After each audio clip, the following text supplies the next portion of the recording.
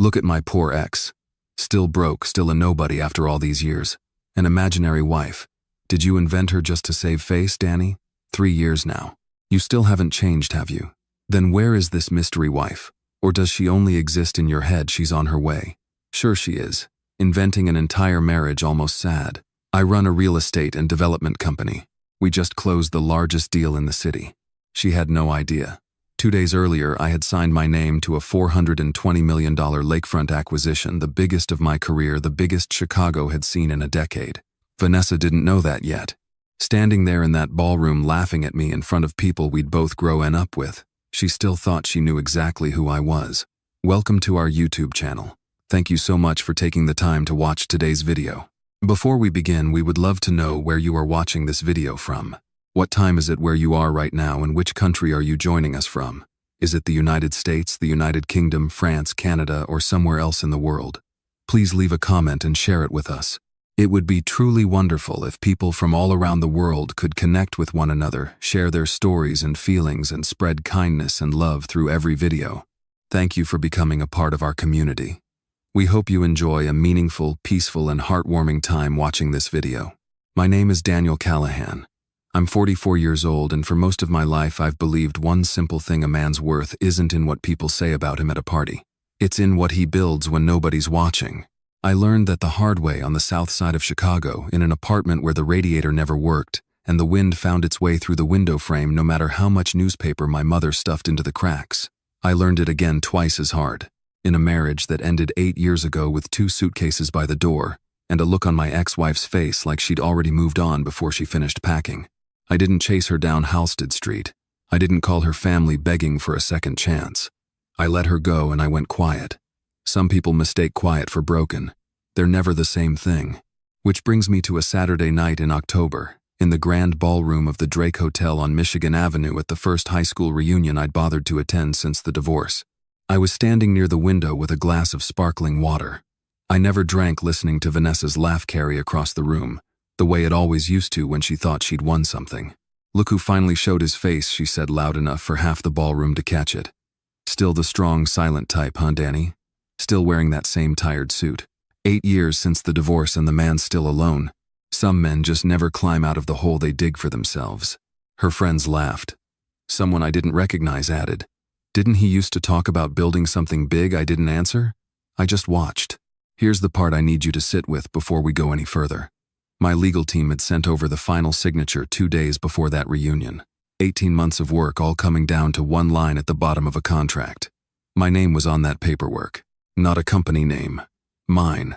Vanessa didn't know that, but there was a second thing happening in that ballroom. Something I didn't fully understand myself yet. A man standing beside her kept glancing at my watch instead of my face. Not admiring it. Measuring it. Like he was solving a math problem he didn't want anyone to know he was working on. Before I take you back to the beginning of that night, I want you to know something my grandfather used to say on his porch on the south side, rocking in a chair that had been creaking since before I was born. "Son, the folks who talk the loudest about your failures are usually the ones most afraid. You're about to prove them wrong." He was right about a lot of things. He was right about this. Let me take you back 2 days earlier to a quieter moment, because that's really where this story starts. It was a gray Chicago afternoon, the kind of sky that can't decide if it wants to rain, and I was sitting in my truck on Lakeshore Drive with coffee going cold in the cup holder when the reunion invitation buzzed through on my phone. My old friend Jimmy Malone had been pushing me to go. "You've spent 8 years building your life back up in silence, Danny." He told me over the phone, that same no-nonsense tone he'd had since we were 14. "Go to that reunion. Not to prove anything, just to close the door properly." I almost said no. I had a good quiet life by then, a house in the Gold Coast, a wife who loved me, steady and sure work that actually mattered. I didn't need Vanessa's approval to know I was a man. But something in me wanted to walk back into that room one time, not as the man who left broken, but simply as myself. So I put on a plain charcoal suit, no flash, no statement, and drove to the Drake alone. Grace had a foundation board meeting running late. She runs an education fund for kids on the South and West. Sides work she cares about more than any gala. She told me she'd catch up with me there. The lobby smelled like fresh-cut orchids and expensive coffee. A jazz trio played low near the elevators, something slow and brassy that made the whole place feel like it was holding its breath before a show. Outside rain tapped soft against the windows overlooking Michigan Avenue, the streetlights blurring gold and red on the wet pavement below. I straightened my jacket in the elevator mirror, took one slow breath, and reminded myself why I'd come. Not to prove a single thing, just to close a door that had been left cracked open for 8 long years. I walked into that ballroom under gold chandeliers and low jazz, and the first face I saw was Vanessa's. For one unguarded second before I could stop it, something old surfaced behind my eyes. Not this ballroom. Another room decades gone. A cramped apartment in the dead of a February that never seemed to end, wind finding every gap in a window that never closed. Right, my mother's coat draped over me because there wasn't a second blanket, my stomach, a hollow ache. I'd learned at 9 years old to simply stop noticing. I remembered counting ceiling cracks to keep from crying, because crying used up warmth the body couldn't spare. I had built an entire empire brick by legitimate brick so that ache would never touch anyone I loved again. And still some nights the chandeliers blurred just enough for that cold apartment to bleed all the way through. Vanessa smiled at me the way people smile when they think they've already won. "Well, look who decided to show up," she said, stepping closer, drink in hand, her voice pitched just loud enough for the room. "Still alone, Danny? Or are you still out there hoping somebody notices?" I looked her dead in the eye. Calm. Steady. "No," I said. "I'm married." For one full second, the whole cluster of old classmates around her went quiet. Then Vanessa laughed, a big performative laugh, the kind meant to convince a room before it convinces the person laughing. Nobody in that ballroom believed me yet. They had no idea how wrong they were about to be proven. Or how fast. To understand why I stood so still in that ballroom, why I let Vanessa's words pass through me instead of landing, you have to go back further than the divorce. You have to go back to a walk-up apartment on a narrow street in Bridgeport, where I learned long before I learned to shave exactly how little the world owes a boy who was born poor. I was 12 the winter I remember most clearly. The building's radiator had given out sometime in November and never came back. My mother stuffed the window frames with newspaper and old dish towels, but the wind found its way in anyway, thin and patient, curling under the door like it had somewhere to be. I slept in 2 sweaters and my father's old coat on top of the blanket, and some nights that still wasn't enough. And I'd lie there counting the cracks in the ceiling plaster because counting kept my mind off how hungry I was. We didn't talk about hungry in my house. Hungry was just Tuesday.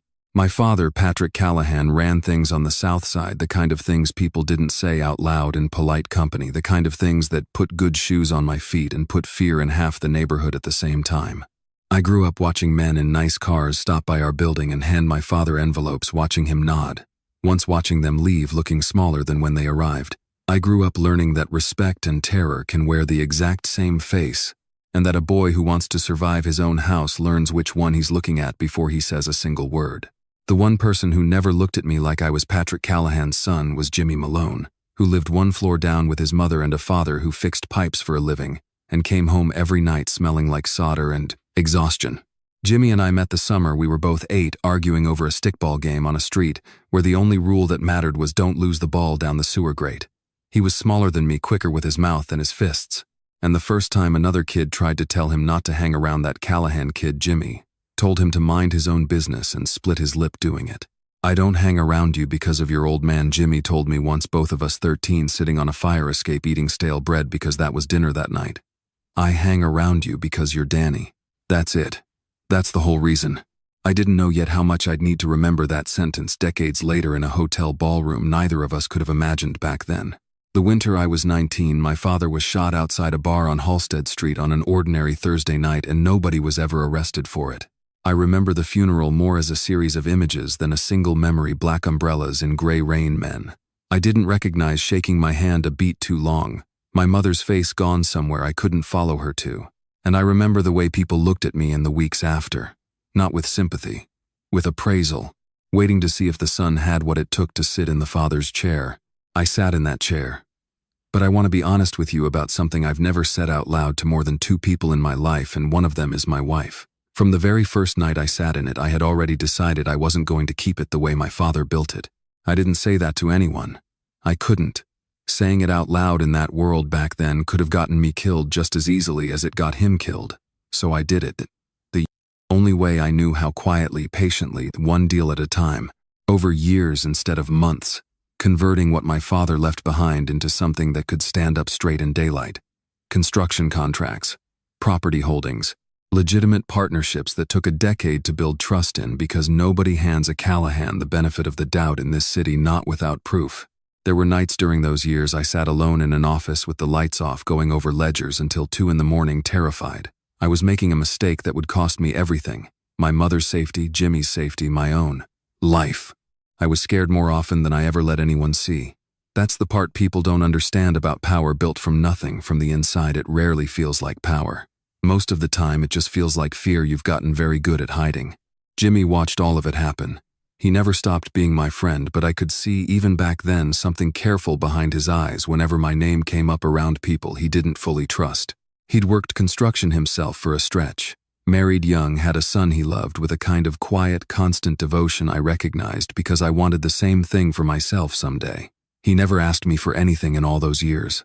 Not once. That mattered to me more than he ever knew, because everyone else who came near me in that decade seemed to want something. By the time I turned 30, the transformation was mostly complete on paper, if never entirely in the eyes of the city.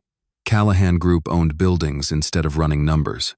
My name showed up in zoning meetings instead of police files. My mother got to see that before she passed, got to see her son sit at a... I used to think that would be the proudest moment of my life. It was close, but it wasn't the one that changed me most.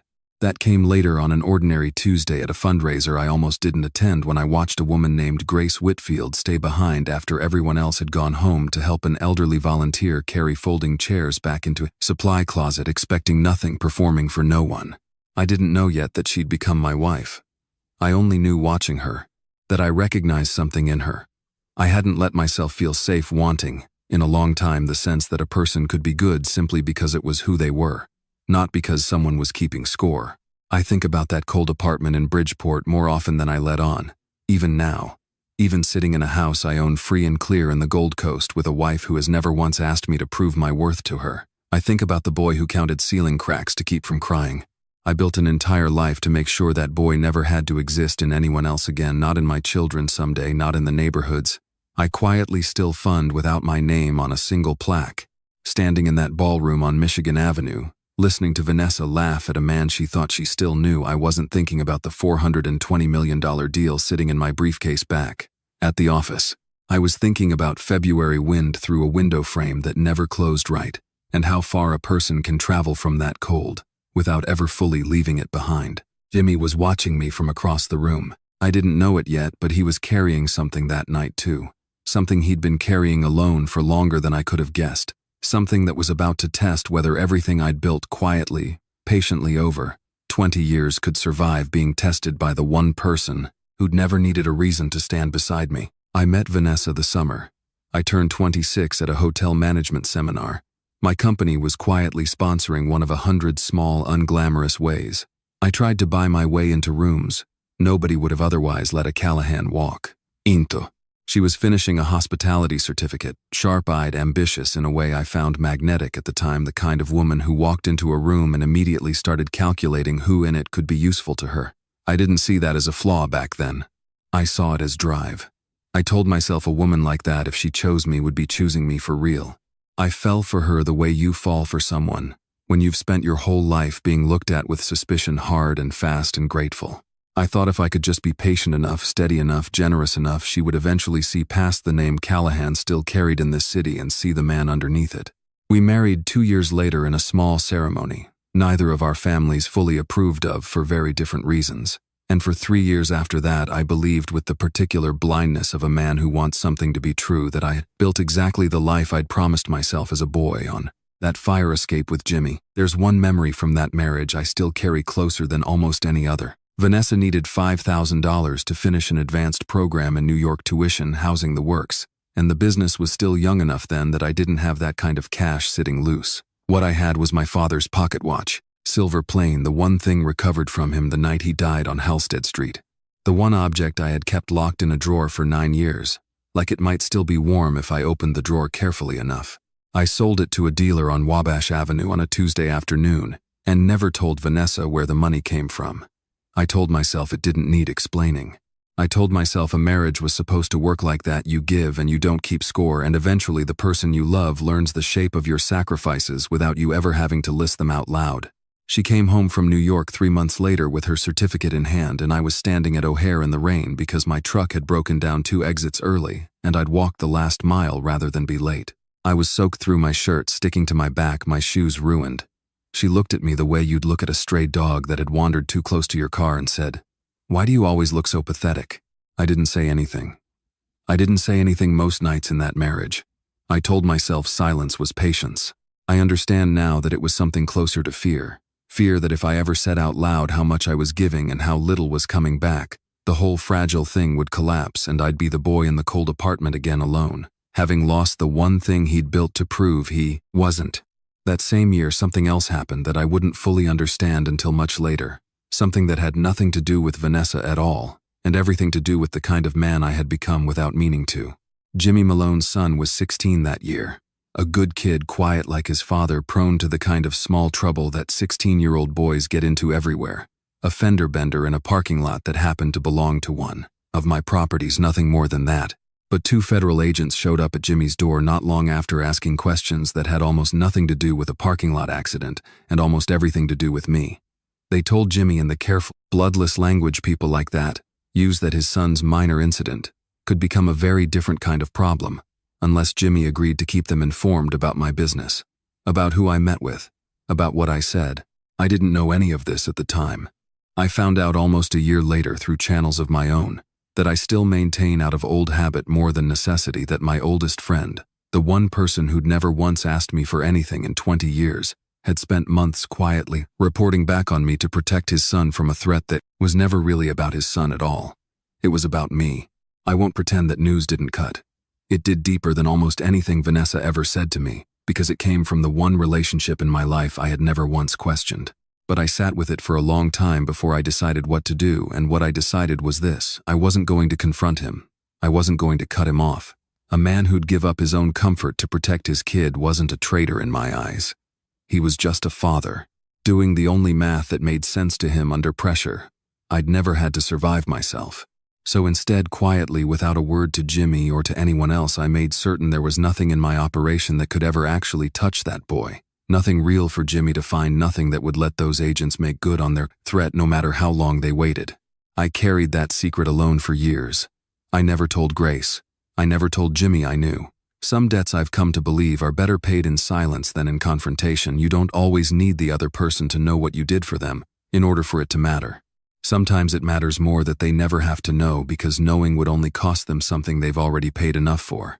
I think about that decision often, usually late at night, usually when I can't sleep. I think about how easy it would have been to feel betrayed, to let it poison 20 years of friendship the way Vanessa's contempt slowly poisoned 3 years of marriage. I think about how close I came to becoming a man who kept score after all. Standing in that ballroom years later, watching Jimmy watch me from across the room with that same careful, guarded look he'd worn on and off. Since that year, I understood something I hadn't let myself fully sit with before. Some part of him had been carrying that guilt the entire time, wondering if I somehow already knew, wondering if our friendship had survived on borrowed time this whole while. I hadn't found the right moment to tell him it had never once threatened what we had. I didn't know yet that the right moment was coming for both of us that very night, sooner and harder than either of us was prepared for. Vanessa was still talking. I could hear her the way you hear rain against a window when your mind has already gone somewhere else, present but not really landing. "You know what the saddest part is," she said, turning back to me, emboldened by her friend's laughter. "You actually thought you'd amount to something. All that talk back in school about building something real. And look at you. Same tired suit. Same tired face. I thought about all the years I'd spent believing that if I worked hard enough, quiet enough, long enough, she'd eventually see me. I thought about the boy on that fire escape with Jimmy, eating stale bread and calling it dinner. I wasn't that boy anymore. I hadn't been for a long time. Vanessa just hadn't gotten the memo, and some tired, worn-down part of me almost pitied her for it. "You should slow down," I said again, quiet, not unkind. "You're about to say something you can't take back." She laughed, but there was an edge under it now. Something uncertain flickering behind her eyes before the performance smoothed back over it. That's when I felt a hand close around my elbow, firm, urgent, nothing like the casual way Jimmy usually touched my arm to steer me toward a drink or away from a bad conversation. I turned, and the look on his face stopped whatever I was about to say next. "Danny," he said low, close enough that only I could hear him over the noise of the room. "Step outside with me." 2 minutes. It's important. I've known Jimmy Malone since we were 8 years old. I know the difference between his worried face and his something is actually wrong face. This was the second one. We stepped out through a side door into a narrow hallway off the ballroom, the music dropping to a muffled thump behind us, the air suddenly cooler, quieter, smelling faintly of cleaning solution and old carpet instead of orchids. What is it? I asked. Jimmy's jaw worked for a second before he got the words out. I got a call 20 minutes ago. From a guy I used to do contract security work with back before I got out of that business entirely. He does background checks now, mostly for law firms. He rubbed a hand across his face. I asked him to run a name for me tonight, just out of instinct. Something about that guy standing next to Vanessa's been bothering me since the second he walked in the way he watches you instead of the room. I've seen men look at people that way before, Danny. It's not admiration, it's reconnaissance. Jimmy. His name isn't Bradley Finch. Jimmy said it fast like he needed to get it out before he lost the nerve. Finch is his mother's maiden name. He legally changed it when he was 22. Before that, his last name was Reyes. He paused and I watched something painful cross his face, because he knew exactly what that name would do to me before he even finished the sentence. Danny. His father was Elias Reyes. The hallway seemed to tilt slightly under me. I hadn't heard that name spoken out loud in 25 years. Elias Reyes was the name detectives floated to me once quietly off the record back when I was 19, and burying my father a name connected to a rival operation on the west side, a name that came up and then vanished from every file. Charges ever filed. No arrest ever made the case going cold. Within 18 months, the way cases involving men like my father so often did back then. I had spent years in the private, unspoken corner of my mind. I never let anyone see, wondering if that name belonged to the man who put my father on the sidewalk outside a bar on Halsted Street. Elias Reyes is dead now, Jimmy said quietly. Died 9 years ago. Natural causes, my guy says. But his son, this Bradley or whatever he wants to call himself, grew up mostly disconnected from that world, changed his name, built a whole different life for himself in finance and consulting. My guy doesn't think he's dangerous in the way his father was. But Danny, he looked at me hard. I don't think it's a coincidence that a man with that bloodline ends up standing next to your ex-wife at the one event where he knew you'd be studying your watch like he's cataloging everything you have. I don't know what he wants, but I don't think it's nothing. I stood very still in that narrow hallway, and for a moment the 25 years between that funeral and this ballroom seemed to fold in on themselves like paper. I felt something rise in my chest that I hadn't let myself feel in a long time, not grief, exactly something closer to it and colder, an old banked anger. I had spent 2 decades deliberately starving of oxygen because I knew exactly what it could turn me into if I ever fed it. I thought about my mother's face at that funeral, gone somewhere I couldn't follow her to. I thought about 9 years old counting ceiling cracks in a freezing apartment, not yet knowing the shape my life would eventually take. I thought about every quiet, patient, legitimate decision I had made since the night I sat down in my father's chair. Decisions built specifically so that I would never become a man who solved problems the way the men of that world used to solve them. What do you want to do? Jimmy asked, and there was something almost pleading in his voice, like he was afraid of which version of me might answer him. I made myself breathe once slowly before I spoke. Nothing, I said. Tonight, nothing. Jimmy studied me, uncertain. Danny, if he's here for a reason, I'll find out what it is, I said. Carefully, legally, the way I've done everything for 25 years. I'm not going to become my father's enemy's mirror image in a hotel ballroom because his son happened to show up wearing an expensive suit.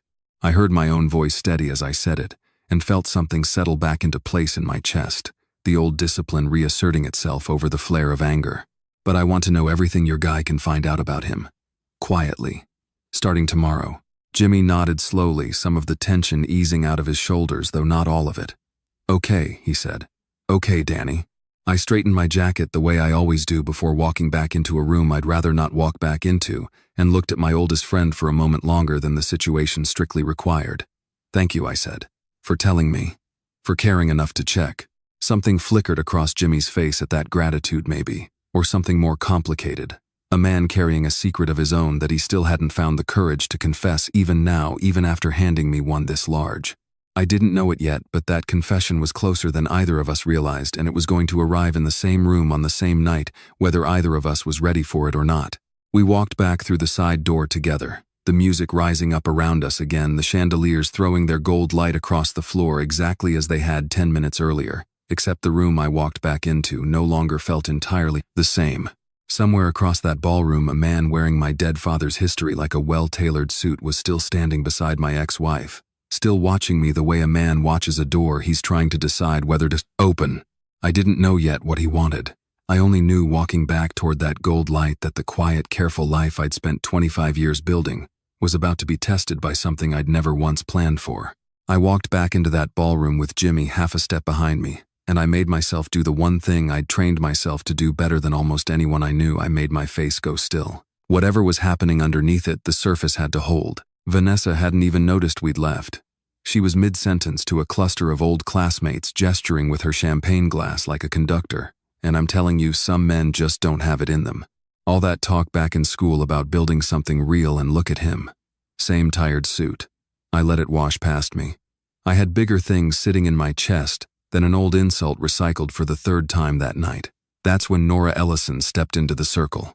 I'd known Nora since we were 15, sharp-eyed, even then, the kind of girl who never said anything until she had something worth saying, and when she finally spoke, the whole room tended to listen whether it wanted to or not.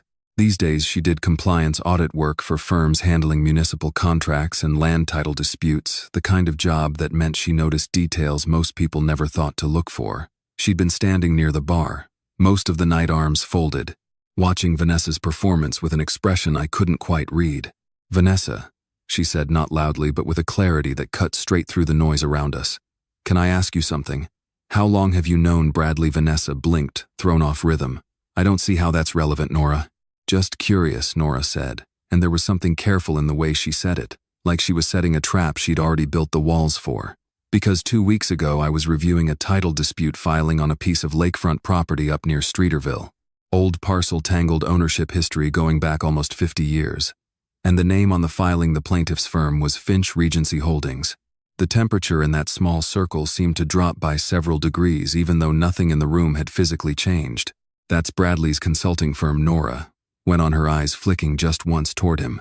"Small operation, 2 employees. But the filing claimed a historic ownership interest in a parcel that happens to sit inside the footprint of Callahan Group's new lakefront development."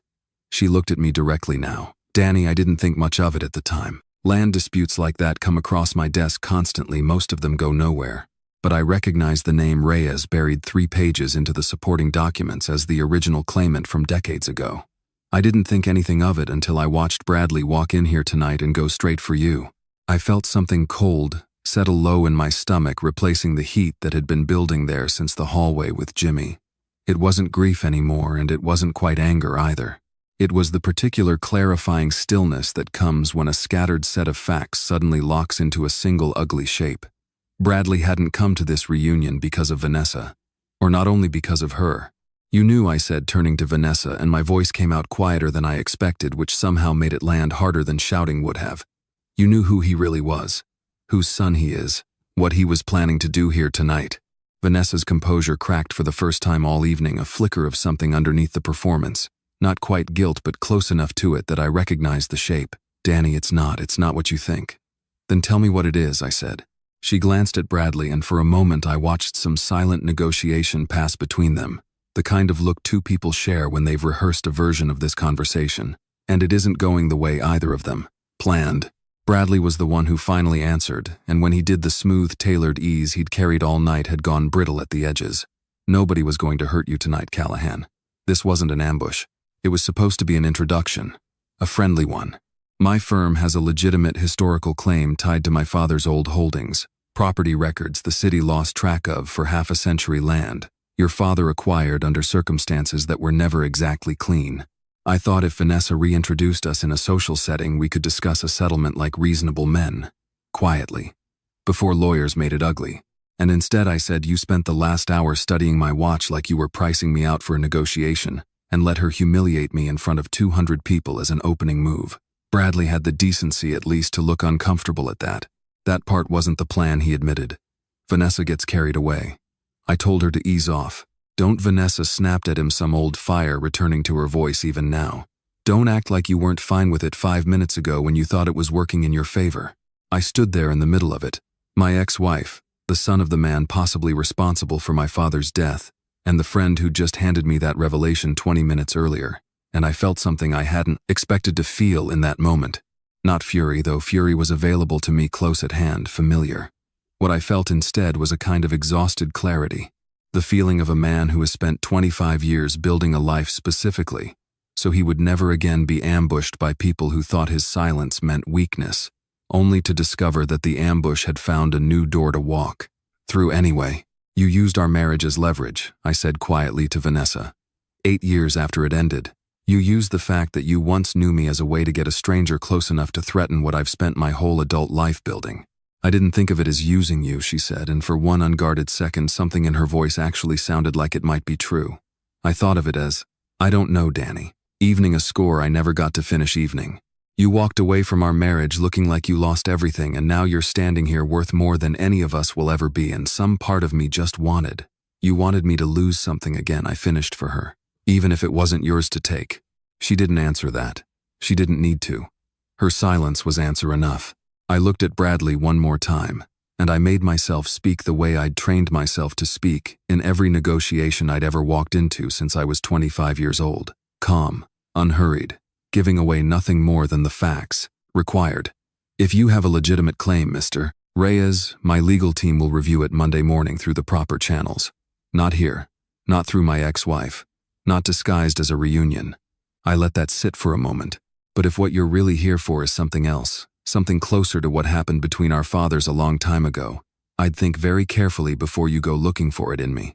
I spent 25 years making sure I'd never become the kind of man who settles things the way they did. Something shifted behind Bradley's eyes at that, not quite fear but a recalculation, the look of a man realizing the ground under his plan wasn't as solid as he'd believed. Beside me I felt Jimmy's shoulder brush mine steady, present the way it had been since we were 8 years old on a fire escape neither of us could have imagined would lead here. Across the room near the ballroom doors I heard the low murmur of a door opening, footsteps on marble, and a shift in the air, the particular kind of quiet that falls over a crowd right before it turns to face something. Vanessa hadn't heard it yet. Neither had Bradley. They were both still watching me, waiting to see what I'd do next. They had no idea that the next 20 minutes were about to take the ground out from under all three of us at once. The doors at the far end of the ballroom opened fully, and the low jazz seemed to dim half a step the way a room does when it decides without being told that something important just walked in. Grace. She wore a deep, midnight blue gown, her dark hair swept up off her shoulders, and she moved through that room the way people move when they've never once needed a room's permission to belong in it. I felt something in my chest loosen, not relief exactly, though there was relief in it, but something closer to the specific quiet steadiness a man feels when the one honest thing in his life walks through a door at the exact moment he needs to remember it exists. Heads turned. I heard a woman near the bar whisper to her friend, not quite quietly enough, "Is that Grace Whitfield? The one who runs the education fund for the South and West Side schools?" Vanessa turned to see what everyone else was looking at, and I watched the color drain slowly out of her face in real time, the way you watch a weather change on the horizon before it actually reaches you. Grace crossed the room straight toward me, ignoring the small crowd, ignoring Vanessa entirely, and took my hand in both of hers. She rose onto her toes and pressed a kiss to my cheek, warm and unhurried, in front of every single person who'd spent the last 40 minutes deciding I'd invented her out of loneliness. "Sorry I'm late, baby," she said.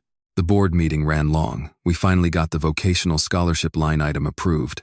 I felt something in me want to laugh, and something else in me want to put my head down on her shoulder and not lift it for a while. I did neither. I just held onto her hand a little tighter than strictly necessary. Vanessa's mouth opened, then closed, then opened again. When she finally found words, her voice had lost every ounce of the sharpness it carried 20 minutes earlier. "Oh," she said. "So you're Danny's wife." Before Grace could answer, she leaned in close enough that only I could hear her, her lips barely moving.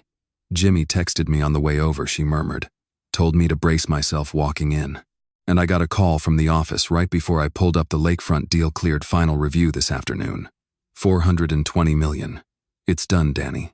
I felt that news land quietly in my chest the way good news does when you've stopped needing it to prove anything to anyone but yourself. A month ago, that number would have felt like the whole story. Standing there now with everything Jimmy and Nora had just told me, sitting heavy in my stomach, it felt almost secondary, real and good, but no longer the loudest thing in the room. Grace straightened, turned to Vanessa, and answered her question directly. No performance in it at all, none of the practiced steadiness people put on when they know they're being watched. just plain, unhurried fact. "Yes," she said. "I'm his wife, and I'm very proud of my husband. My wife. Not a rumor, not an invention. Standing right there in a room that had spent the better part of an hour insisting she didn't exist. The room had gone almost silent around us. A few feet away, someone's champagne glass hovered halfway to their mouth, forgotten mid-sip. Vanessa tried to recover, forcing a laugh that came out thin and unconvincing. "Well," she said, That's wonderful, actually. I had no idea Danny had." She stopped, glanced at me, then back at Grace, something flickering behind her eyes that looked almost like shame, though I wasn't yet certain she still had the capacity to feel it honestly, and had someone like you. "Most people don't take the time to find out what someone actually has," Grace said, still calm, still warm. No malice in it, just fact. I thought standing there about the first time I'd met Grace at a fundraiser on an ordinary Tuesday nearly 4 years earlier, watching her stay behind to help an elderly volunteer carry folding chairs back into a supply closet long after the cameras and the important people had already gone home. She hadn't known who I was that night either. She'd simply looked up, seen me still standing there instead of leaving, and said, "Most men leave once there's nothing left to be seen doing." I told her I wasn't most men. She said she'd believe that when she saw it proven over time, not over one night. It took the better part of 2 years of steady, unremarkable Tuesdays for her to finally believe it. That was the thing nobody in that ballroom understood about either of us. We hadn't built what we had on a single grand gesture, a signature on a big enough contract, a watch on the right wrist. We'd built it the way I'd built everything else in my life that actually lasted one honest day at a time, with nobody watching until eventually somebody did. I watched something shift behind Vanessa's eyes. Not full understanding yet, but the first real crack in the foundation of the story she'd been telling herself and everyone around her for 8 straight years.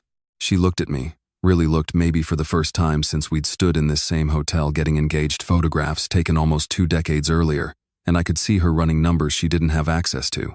The tailored suit that wasn't flashy but wasn't cheap either. The steel watch Bradley kept eyeing like an appraisal. The woman standing beside me that half the room recognized on sight. "So," Vanessa said, carefully testing the ground, "the way you test ice you're no longer certain will hold you. What exactly do you do now, Danny?" "Still in construction. I run a real estate and development company," I said simply. "We just closed the largest deal in the city's history." I didn't say the number. I didn't need to. Some truths don't require volume. They only require time to finally sink in. Bradley shifted his weight beside her, and for the first time all night he looked genuinely uneasy, all that careful, tailored composure starting to slip. He'd spent the whole evening measuring me up like a problem to solve a man, to be quietly cornered into a settlement disguised as a social reunion. Now the math wasn't adding up the way he'd planned, and I watched him understand it. In real time, the particular moment a man realizes the room has turned, and there's no smooth way left to walk it back. He leaned toward Vanessa and said something low, meant only for her. I caught the tail end of it anyway. "You didn't tell me he actually had this kind of money." Vanessa shot him a sharp look, a silent warning to keep his voice down. It was too late. I'd heard enough to understand with total clarity now that whatever Bradley had promised her walking into this ballroom tonight, it had never once accounted for the possibility that I might be the one still standing at the end of the evening, steady, unhurried, with my wife's hand in mine, and the truth, finally doing the work I'd spent 8 years being too proud or too tired or too quiet to do myself. Across the room I saw Nora catch my eye, arms still folded, waiting. And behind her I saw Jimmy watching all of it unfold, with an expression I still couldn't fully name, relief. Maybe that Grace had arrived, and shifted the room's attention away from him, and underneath that relief, something heavier, still sitting unspoken in his chest. Something I didn't yet know was about to come out into the open before this night was through. I didn't know it yet, but Vanessa's evening was not close to being over. And neither, it turned out, was mine. Nora didn't wait for an invitation. She crossed the room with the steady, unhurried stride of someone who'd been waiting years for the right moment to say something out loud, and stopped just inside our small tent circle. "Vanessa," she said, her voice carrying clean and clear now, no longer just for the 4 of us. "That's enough. I think it's time this whole room heard the rest of it." Vanessa blinked at her throne. "Nora, this doesn't concern you." "It does, actually," Nora said, arms still folded, tone level and unshaken. "Because some of us have known for years exactly what kind of man Danny is, and I've spent the last hour watching you and Bradley build an entire evening around pretending otherwise." She let that settle for a moment before she went on. "What most people in this ballroom don't know, Nora said, raising her voice just enough to carry to the small crowd that had begun drifting closer. Sensing the way a room senses these things, when something real is about to happen, is that, for the last 6 years, Danny Callahan has quietly funded the entire vocational scholarship endowment at our old high school. Every kid who's ever walked across that stage at the alumni dinner with a certificate in hand, every single one of them, that's him. He never put his name on a plaque, never told anyone. I only found out because I audit the fund's paperwork every spring, and his holding company's name kept showing up in the wire transfers. A ripple moved through the crowd. Someone near the back murmured loud enough to catch, "Wait, that's been Danny this whole time." I felt something tighten and loosen in my chest at once, hearing it said out loud in front of 200 people. I thought about the first check I'd written 6 years earlier alone at my kitchen table past midnight, telling myself it didn't need my name attached to matter, that the money would do more good quiet than loud. I'd expected somewhere in the back of my mind that if this ever came out, I'd feel something like pride. Instead, I felt strangely exposed, like a door I'd kept locked out of habit had swung open without my permission, and everyone could suddenly see straight through to a room I'd never meant to show anyone. I didn't reach for the credit. I never had. I wasn't about to start now, standing in a ballroom with my wife's hand still in mine. Nora wasn't finished. She turned deliberately toward Bradley. "And you," she said, "might want to sit the next part out quietly. Because that title dispute filing I mentioned earlier, the one claiming your father's old ownership interest in the lakefront parcel, I pulled the supporting documents this afternoon out of professional curiosity before I even knew you'd be standing in this room tonight. The historical deed you attached, dated to 1974, doesn't match county recorder records from that period. The notary seal on it is registered to an office that didn't open until well after that date." She let the silence stretch a beat before finishing. "It's fabricated, Bradley. Badly, if I'm being honest. I've seen better forgeries from people with a fraction of your resources." The color left Bradley's face almost entirely. "That's you're mistaken," he said, but the words came out too fast, too thin, missing the smooth confidence he'd carried into the room an hour earlier. "I'm not," Nora said simply. "I've spent 12 years reading title documents for a living. I know what a real one looks like next to a manufactured one, and I have no doubt at all that Vanessa knew, didn't you, Vanessa? You knew this whole plan tonight was built on paperwork that wouldn't survive a courtroom for 10 minutes. Vanessa's composure, already fractured from Grace's arrival, finally gave way completely. "I didn't know the documents were fake," she said, her voice climbing, cracking at the edges. "I swear to you, Danny, I didn't know that part. Bradley told me it was a legitimate claim, that we'd get a settlement, that it would just be a conversation." "Don't," Bradley said flatly, stepping back half a step, distancing himself in real time, the way I'd watched men like him do 100 times over the years in negotiations gone sideways. "Don't make this about what I told you. Don't make it about you." Vanessa's voice cracked louder now, past the point of caring who heard. "I brought you here. I told this entire room you were the better choice. I let you use me to get close to Danny, and you're standing there acting like I'm the one who That sounds like a you problem," Bradley said.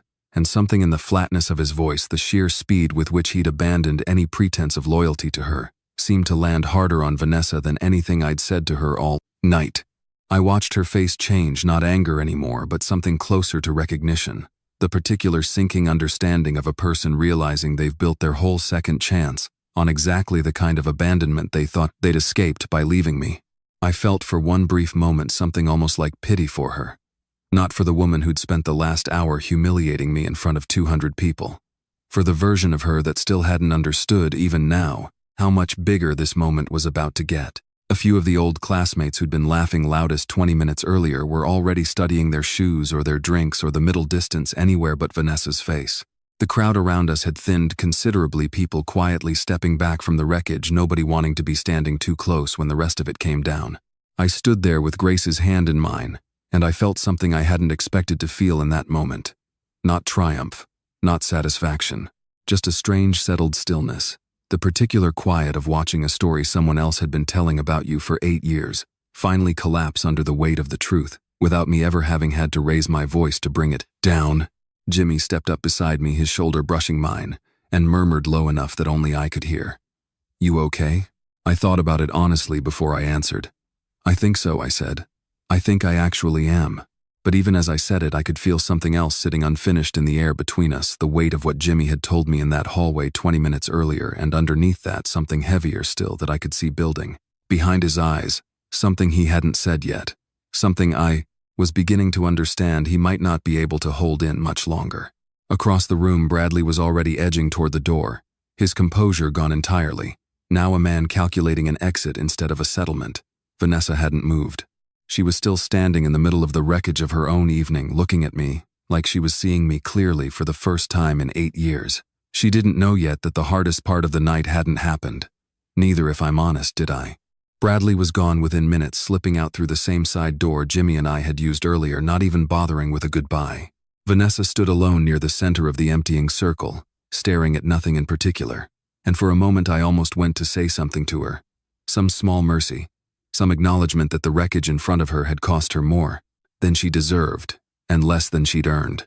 But Jimmy's hand found my arm again before I could decide, and this time when I turned to look at him, his eyes were wet. "Danny," he said, "I need to tell you something. Right now, before I lose the nerve completely." Grace glanced between us, sensing the shift in the air, and gave my hand a small squeeze before stepping back half a pace to give us room without leaving entirely. She'd learned a long time ago when to stay close and when to let a moment breathe. "You can tell me anything," I said. "You know that." Jimmy took a breath that shook slightly on the way in. "A long time ago, Danny, this is going to be hard to hear, and I need you to let me get all the way through it before you say anything." He pressed the heel of his hand briefly against one eye, composing himself. "My son was in an accident. A parking lot fender bender, nothing that should have been a big deal, except he came out of it with a fractured hip that needed surgery we couldn't afford. And around that same time, 2 federal agents showed up at my door asking questions about you. They told me if I didn't cooperate, didn't tell them who you met with, what you said, they'd make sure the insurance dispute from that accident dragged on long enough to bankrupt us before my son ever got the surgery he needed." I felt my chest tighten, though I already knew where this confession was headed. I had known for years. But hearing him say it out loud, watching what it cost him to finally say it, was a different kind of weight entirely. I said yes, Jimmy went on, his voice cracking. "I told them things. Small things at first, where you'd been, who you'd met with. I told myself it didn't matter, that you had nothing to hide anyway, that I was just protecting my kid. But it kept going longer than I ever meant it to, almost 2 years. And every single day of it I hated myself a little more, and I never once found the courage to tell you because I was terrified of what it would do to us. I still don't fully understand why I'm telling you now, except that I watched you stand in this room tonight and let people try to tear you apart from 3 different directions, and you didn't flinch once and I couldn't. And stand the idea of being the one lie you never found out about." He wiped his face with the back of his hand, not caring anymore who might be watching. "I'm sorry, Danny. I don't know how to make that right. I don't know if there's a version of sorry big enough for 2 years of that." I stood there for a moment, letting him finish completely the way he'd asked me to, even though I could feel Grace watching us both with quiet, careful attention beside me. "I know," I said finally. Jimmy blinked. "You what?" "I found out about a year in," I said. "Through channels I still keep out of old habit. I never confronted you because I understood exactly why you did it. A man protecting his kid isn't a traitor in my eyes, Jimmy. He's just a father doing math I hope I never have to do myself." I let out a breath I felt like I'd been holding for years without noticing. "I made sure there was nothing in my business those agents could ever actually use against you or your son, no matter how long they kept pushing. And then I let it go. I decided a long time ago I wasn't going to become someone who keeps score against the people I actually love." Jimmy's face went through something complicated, relief and shame and disbelief. All at once, the particular collapse of a man who spent years bracing for a blow that never came. "There's something else," I said, and this part I hadn't planned to say out loud tonight, hadn't planned to say out loud ever, if I'm honest. But something about the evening, Vanessa's collapse, Bradley's fabricated claim, Nora's quiet, relentless honesty, had worn down whatever was left of my instinct to keep everything locked in that private drawer. "Your son's surgery. The hospital bill that mysteriously got paid off in full about 2 weeks after the accident, back when you and your wife had already started talking about a second mortgage to cover it." Jimmy went very still. "That was you," he said slowly, like the words were arriving from somewhere far away. "We never found out who did that. We assumed it was some hospital charity fund, some anonymous donor program." "It was me," I said. "I found out about the accident the same week I found out you'd started talking to those agents. I want you to understand something, Jimmy, because I need you to actually hear it, and not just the version your guilt has been telling you for 2 years. I didn't pay that bill to buy your silence or to make you feel obligated to me, or because I thought I owed you something in exchange for what you were being forced to do. I paid it because you're the only person in my entire life who ever stood next to me for no reason except that you wanted to. Before the money. Before any of this. I gestured vaguely at the ballroom around us, at everything it represented. That doesn't stop mattering just because someone put a gun to your finances and made you choose between me and your kid. There was never a version of that choice where I wanted you to choose me. Jimmy made a sound that wasn't quite a laugh and wasn't quite a sob, somewhere caught between the two, and pulled me into the kind of hug two men who grew up on the same fire escape give each other maybe 3 times in a whole lifetime. Quick, fierce, a little embarrassed by its own intensity. Neither of us willing to let go quite as fast as we should have. "I'm sorry," he said again, quieter this time, into my shoulder. "I know," I said. "I forgave you a long time ago, Jimmy. I just never found the right way to tell you that without making you feel like you had to earn it back first. You didn't. You don't." When we finally stepped apart, Grace was watching us with tears standing openly in her eyes, one hand pressed lightly against her chest. She didn't say anything. She didn't need to. She reached out and took Jimmy's hand in both of hers the same way she'd taken mine an hour earlier, and simply held it there for a moment. Across the room, what remained of the crowd had thinned to almost nothing, the story of the evening already traveling out through the hotel lobby in fragments, the way these things always do. Vanessa was still standing alone near the center of the floor, and when I looked over at her, I found her watching the 3 of us with an expression I couldn't fully name, something between grief and recognition. A woman finally understanding, maybe for the first time in 8 years, the actual shape of what she'd walked away from. She didn't come closer. I didn't go to her. Some conversations I was beginning to understand don't need to happen in a ballroom in front of an audience to finally be finished. I put my arm around Jimmy's shoulder, my other hand still folded around Grace's, and for the first time all night, standing in the wreckage of an evening that had tried from 3 different directions to take something from me, I felt entirely quietly whole. The ballroom had mostly emptied by the time Vanessa finally crossed the floor toward me. What remained of the reunion crowd had drifted toward the bar or the coat check, giving us the kind of wide, deliberate berth people give a car accident. They don't want to be blamed for rubbernecking. Jimmy had stepped away to find his wife, who'd been waiting near the entrance the whole evening, and Grace stood a few feet off, close enough to be present, far enough to let this last conversation belong to the 2 of us. "Danny," Vanessa said. Her voice had none of its earlier performance left in it. It sounded for the first time all night like the actual voice I remembered from a decade and a half earlier, before either of us knew how badly this would all end. "I'm here," I said. She wrapped her arms around herself, though the room wasn't cold. "I need to ask you something, and I need you to answer honestly, even if it's ugly. When did you know about Bradley?" "About before Bradley there were others, Danny. I think some part of you always suspected that too. When did you actually know?" I thought about lying to spare us both the rest of this conversation. I decided, standing in the wreckage of an evening that had already stripped away every other pretense either of us had walked in with, that I owed her the truth more than I owed either of us comfort. "Almost 3 years before the divorce," I said. "I found a hotel receipt in your coat pocket doing laundry one Sunday. Downtown hotel, a Tuesday afternoon, the same week you told me you were at a conference in Milwaukee." I didn't say anything that day. I told myself I'd misread it, that there was an explanation, and then I found a second one 4 months later, and I stopped telling myself that. Vanessa's eyes filled, and this time I didn't think it was performance. 3 years, she repeated, like the number itself hurt more than anything I'd said. "You knew for 3 years and you never once brought it up. You just kept going, kept showing up, kept being patient with me." "I did," I said. "Why?" Her voice cracked wide open on the word. "Why would anyone do that to themselves?" I turned the question over before I answered, because it deserved a real answer, not the kind of easy line that sounds good in the moment and means nothing under it. Because I grew up believing that if I was patient enough, generous enough, quiet enough about my own needs, eventually the people I loved would choose me on their own, I said. I thought if I said something, if I made you choose right then in the middle of it, it wouldn't really count. It would just be me forcing an outcome instead of earning one. So I waited. I told myself I was being strong. I understand now I was mostly just being afraid. Afraid that if I said it out loud, I'd lose you, and prove every quiet fear I'd carried since I was a kid, that people only stay around people like me when it's convenient. "That's not," Vanessa started, then stopped herself because we both knew there wasn't an honest way to finish that sentence in her favor. "I'm not telling you this to punish you," I said. "I stopped needing to punish anyone a long time ago. I'm telling you because you asked, and because I think some part of both of us needs to hear it said out loud one time in a room, instead of carried around silently for another 8 years. Grace stepped closer, then not intruding, just present, and when she spoke, her voice was gentle but entirely without hesitation. "There's something else you should probably know, Vanessa," she said. "Danny knew about the affair long before either of you ever mentioned divorce. He stayed anyway for almost 3 years, hoping you'd choose differently on your own. That's not weakness. I want you to understand that because I don't think you ever really did while you were married to him. That's about as much loyalty as one person can offer another person who isn't offering much back. Vanessa's composure finally gave out completely. She pressed a hand over her mouth, and for a moment the only sound in that corner of the ballroom was the low murmur of the jazz trio somewhere far behind us, still playing for whoever remained. You told Corbin Bradves, is that what you actually thought this whole time? That I never gave you anything?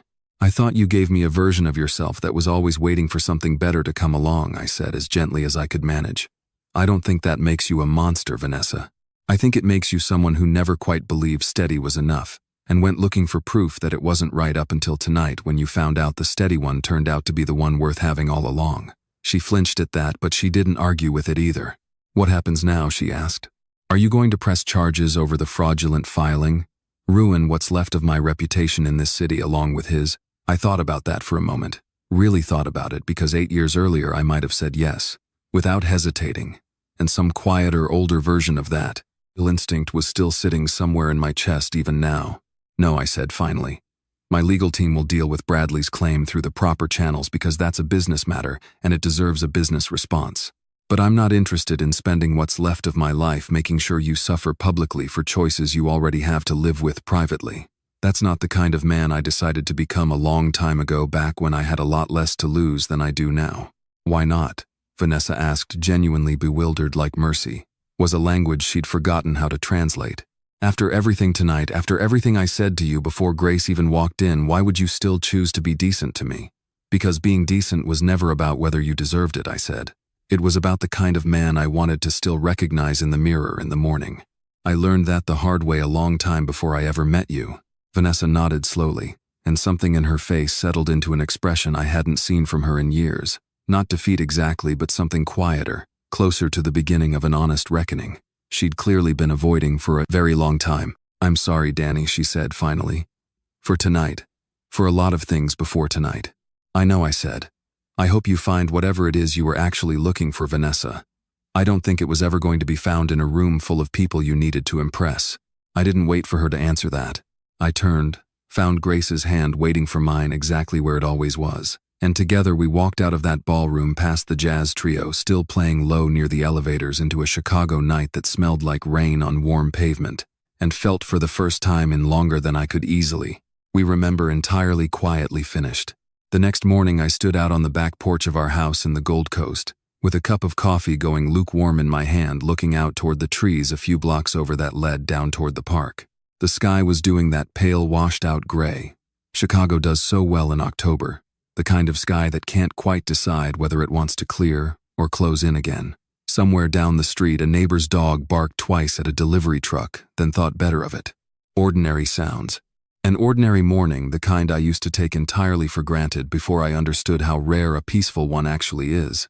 Grace came out a few minutes later, wrapped in the old cardigan she refuses to throw away no matter how many new ones I buy her, and handed me a second cup even though I already had one going cold in my other hand.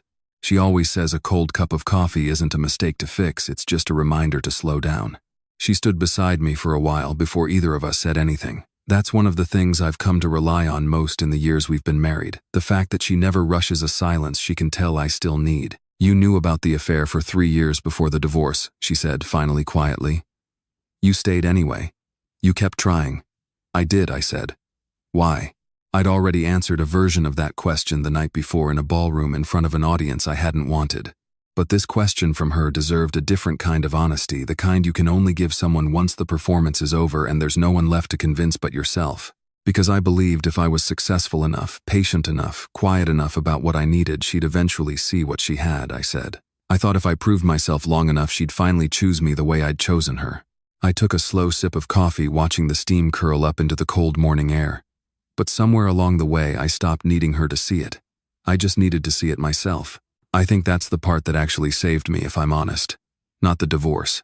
Not the company. Just deciding finally that my worth wasn't hers to confirm. Grace studied me for a moment, the way she does when she's about to ask the real question sitting underneath the one she just asked. Do you hate her? After everything, I smiled, small but real. The first easy smile I think I'd let myself have since walking into that ballroom the night before. No, I said. I forgave her a long time ago. What I hadn't forgiven not until last night standing in that room was the version of myself who used to believe he had to earn the right to be loved.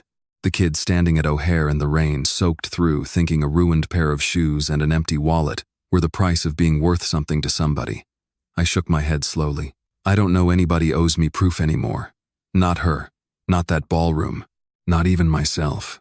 Grace leaned her head against my shoulder and we stood there a long while, coffee going lukewarm in our hands, watching the wind move through the bare branches toward the park. I thought about how strange it was that the biggest win of the night before hadn't actually been watching Vanessa's composure crack in front of 200 people, or the fabricated land claim Nora had dismantled in under 2 minutes, or even the $420 million sitting quietly in a signed contract back at the office. The real win had been standing right here on an ordinary porch, on an ordinary gray morning with a woman who had never once needed me to prove anything, and a friendship with Jimmy that had somehow come out the other side of 2 years of secrecy, not broken but stronger than it had been before any of it started. What about the land claim? Grace asked after a while. Bradley Reyes. Are you worried about it? My legal team is already on it, I said. Nora's already flagged the forged notary seal to the county recorder's office, and that alone should be enough to get the whole filing thrown out before it ever sees a judge. I'm not losing sleep over Bradley Reyes. I paused, turning the name over once more in my mind, feeling less of the old cold anger from the hallway the night before, and more of something tired and almost sad. I keep thinking about his father, though. Elias Reyes. I spent 25 years assuming that name belonged to a monster, because that's easier than sitting with the fact that I'll probably never actually know what happened to my father on Halsted Street.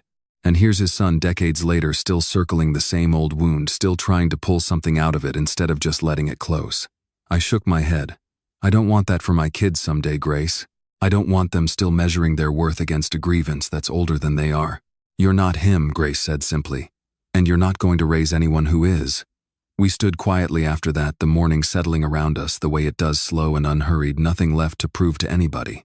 Later that afternoon, I called Jimmy mostly just to hear his voice, to make sure the ground between us was still as solid in daylight as it had felt the night before in that ballroom. You okay? I asked him. Better than I've been in 2 years, he said, and I could hear something lighter in his voice than I'd heard in longer than I wanted to admit I'd noticed. I told my wife everything this morning. All of it. The agents, the reporting, the hospital bill. He was quiet for a second. She cried for about 10 minutes and then she made me promise never to carry something that heavy alone again, no matter how scared I get. That's good advice, I said. You should probably take it. Working on it, Jimmy said, and I could hear him almost smiling through the phone. Your grandfather used to say something like that too, didn't he? About the loudest people being the most afraid. He did, I said. Took me about 20 years to understand what he meant by it. Most of us take 20 years to understand the things our grandfathers said in about 10 seconds, Jimmy said, and I could hear the smile widen. That's just how it works, I guess. Wisdom waits for you. I sat with that a while after we hung up the phone, still warm in my hand, the gray Chicago afternoon settling in slow around the house. I thought about how strange it was, the shape a life takes when you stop measuring it against the worst thing that ever happened to you, and start measuring it instead by the ordinary Tuesdays you managed to protect along the way. A hospital bill quietly paid, a scholarship fund with no name attached, a marriage built on nothing more dramatic than showing up again and again, until it finally became real enough to stand inside of. There was still one thing left undone. A drawer in my study I hadn't opened in longer than I liked to admit, holding something I'd carried since the divorce and had never quite found the courage or the reason to let go of. I had a feeling that reason had finally arrived. The days after the reunion moved the way ordinary days move when a person has finally stopped bracing for the next blow. Nora's flagged filing got the fabricated land claim thrown out within a matter of weeks. The county recorder's office confirming everything she'd already told us in that ballroom, and the last I heard, Bradley Reyes had quietly left Chicago, altogether chasing some other city, some other angle, the way men like that always seem to. I found when the news reached me that I felt almost nothing about it. Not triumph, not even relief really, just a kind of settled indifference, the particular piece of a threat that turned out to matter far less than the fear it had briefly cost me. Vanessa I heard from once more, a short message a few weeks later thanking me for not making a public spectacle of the fraud, saying she was moving in with her sister for a while to figure some things out. I wrote back 3 sentences, wished her well and meant it, and didn't hear from her again after that. Some doors I've come to believe don't need slamming shut. You can just let them ease closed on their own weight, and that's its own kind of answer. It was a Tuesday evening, weeks after the reunion, when I finally opened the drawer. I hadn't planned it. Grace was in the kitchen putting the kettle on the way she does most nights. Whether we actually need tea or not, less about the tea, more about the 10 quiet minutes standing together before the day is allowed to end. I'd gone into the study to find a pen, and found myself standing in front of the bottom drawer of my old desk, instead the one I hadn't opened in longer than I liked to admit. Inside, under a stack of old tax documents I no longer needed, was a leather notebook worn soft at the corners from handling. I'd started it the year after the divorce, in the quiet, humiliated weeks when I couldn't sleep and didn't know what else to do with everything sitting in my chest. Every put-down Vanessa had ever said to me dated almost like I was keeping records for a trial that was never going to happen. I hadn't kept it to use against her. I'd kept it so I wouldn't forget who I used to let define me, so that on the nights I thought about giving up on myself, I could read a page and remember, not for the sting of it, but for the reminder. Never again. I carried it into the kitchen without quite deciding to. Grace looked up from the stove, saw what was in my hand, and didn't ask. She just watched me cross to the fireplace in the next room, and kneel in front of it the way you'd watch someone you love do something they need to do alone, even while you stay close enough to matter. I opened the notebook one last time, flipped to a page dated some ordinary Tuesday years earlier, read a handful of old ugly words back to myself like scripture I'd needed to disprove for a long time. They didn't sting the way they used to. They just sounded finally like a stranger's voice, someone I used to let live inside my head rent-free for far too long. I fed the pages into the fire one at a time. The flames took them slowly at first, curling the edges black before the paper gave way entirely, and I found myself thinking, kneeling there in the orange light, about a boy in a freezing apartment on the south side counting ceiling cracks to keep from crying, believing that hunger and cold were simply the price of being born who he was. I thought about a 19-year-old standing in the rain at a funeral, learning to carry a weight nobody should have to carry that young. I thought about every quiet, patient, legitimate decision I'd made in the 25 years since, brick by brick, deal by deal, one honest Tuesday at a time, until a life I could actually be proud of finally stood up straight on its own. I thought about Jimmy on a fire escape at 8 years old, telling a bully to mind his own business and splitting his lip, doing it, and 40 years later standing in a hotel hallway confessing something that had eaten at him for 2 years, terrified I'd never forgive him, not understanding yet that I already had. I thought about the particular, singular kind of loyalty that survives, even its own worst moment, the kind that doesn't ask to be earned back, because it was never really lost in the first place. I thought about Grace standing behind me now with a mug of tea going cold in her hands, who had never once needed me to prove I was worth staying for, who walked into a ballroom in a midnight blue dress and turned 200 heads and made every single one of them understand, without raising her voice once, that some things simply are true whether or not a room is ready to believe. And them. The last page caught and curled and went dark, and I watched it until there was nothing left but ash settling quietly into the grate. Grace knelt down beside me, handed me the mug of tea I hadn't asked for, and rested her head against my shoulder the way she had on the porch weeks earlier. We didn't say anything for a long while. Some silences, I've learned, don't need filling. They're already complete on their own. "You okay?" she asked finally. "Yeah," I said, and I meant it in a way I don't think I'd ever fully meant it before that moment. "I think I actually am." I sat there a long while after the fire burned down, thinking about my grandfather's porch, the chair that had been creaking since before I was born, the way he used to say, "A man's worth lives in what he builds when nobody's watching." I'd spent 25 years testing whether that was true, half hoping somewhere underneath all the ambition that it wasn't, that there'd turn out to be an easier way, some grand gesture, some big enough number that could do the work instead. Kneeling in front of that fireplace with the last of the notebook gone to ash, I finally believed him all the way through. Not as a saying passed down from an old man on a porch anymore, as something lived, tested, and true. There's a version of this story that ends with a hotel ballroom with a woman's face going pale under gold chandeliers, with a fabricated deed thrown out by a county office. That part happened. It even mattered a little for a little while. But it was never the real ending, and some part of me had known that even standing in the middle of it. The real ending is this: an ordinary evening in an ordinary kitchen, a fire burning low in the next room, a wife who never asked me to prove anything, and a friend who finally believes he doesn't have to earn back what he never actually lost. A love that didn't arrive with fireworks, that never once needed an audience to be real, healing something in me slowly, patiently, the same unhurried way I once learned to build everything else that lasted. No ballroom gives you that kind of peace. No confrontation, no scholarship revealed, No perfectly timed entrance in a midnight blue dress can hand it to you. You have to build it yourself, one ordinary evening at a time, long after anyone is watching to see whether you will. I sat there with my wife beside me, the fire settling into embers, and for the first time in longer than I could easily remember, I understood that I was simply and finally home.